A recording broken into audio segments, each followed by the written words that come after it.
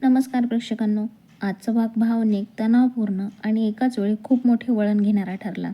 कालच्या घटनांचा थोडासा संदर्भ घेत आजचा भाग पुढे जातो, पण त्यानंतर जे काही घडतं ते प्रेक्षकांना अक्षरशः हादरून टाकणार आहे. आजच्या भागात पार्थ आणि काव्याचं नातं पुन्हा एकदा सोशल मीडियाच्या झगमगाटामध्ये झळकताना दिसते. काव्य अभिमानाने पार्थवरील प्रेम व्यक्त करते आणि त्याच्या यशाचा आनंद साजरा करते.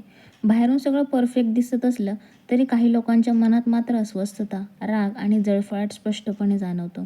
रम्याचा संयम सुटण्याच्या टोकावर असतो, पण परिस्थितीमुळे तिला गप्प बसावं लागतं. दुसऱ्या बाजूला नंदिनी आणि तिच्या घरातलं वातावरण मात्र पूर्णपणे वेगळं आहे. जीवाबद्दलची काळजी, त्याच्या तब्येतीविषयीची भीती आणि घरातले मतभेद यामुळे तणाव वाढलेला आहे. सत्य काय आहे आणि नाटक काय आहे यावरून मोठा संघर्ष सुरू आहे. कोणी विश्वासच ठेवायला तयार नाही, तर कोणी भावनेच्या भरात सगळं सहन करत आहे. जीवाची अवस्था गंभीर होत जाते आणि अखेर सत्य नंदिनीसमोर उघडं होतं. प्रेमापोटी केलेली चूक, आरोग्याशी खेळलेला धोका आणि त्यातून निर्माण झालेली भीती, हे सगळं एकाच वेळी समोर येतं. नंदिनीचा धीर, तिचं प्रेम आणि प्रसंगावधान इथे खूप प्रभावी ठरतं.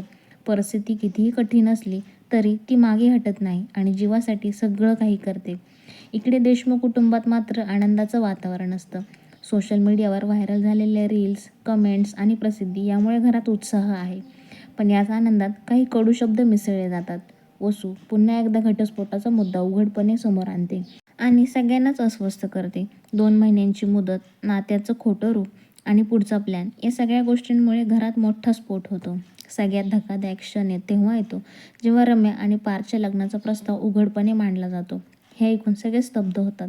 काव्याला या सगळ्याचा जबरदस्त धक्का बसतो आणि पार्थचं मौन अनेक प्रश्न निर्माण करतं. पुढे भागात नंदिनी आणि जीवाचं नातं अधिक घट्ट होताना दिसलं. प्रेम म्हणजे केवळ शब्द नाही, तर कठीण प्रसंगी एकमेकांसाठी उभं राहणं असतं. हे नंदिनी पुन्हा एकदा सिद्ध करते. दुसरीकडे पार्थ मात्र भूतकाळातल्या जखमांमध्ये अडकलेला असतो.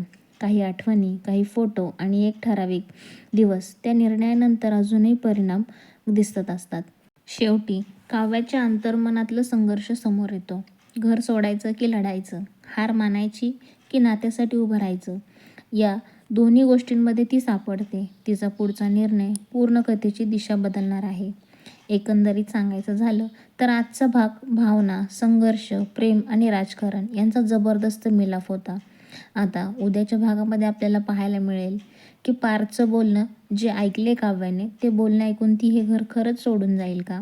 की मानिनी समजावते तर मानिनीचं म्हणणं ऐकून ती पुन्हा तिथेच राहण्याचा निर्णय घेईल? हे पाहणं खूप रंजक ठरणार आहे.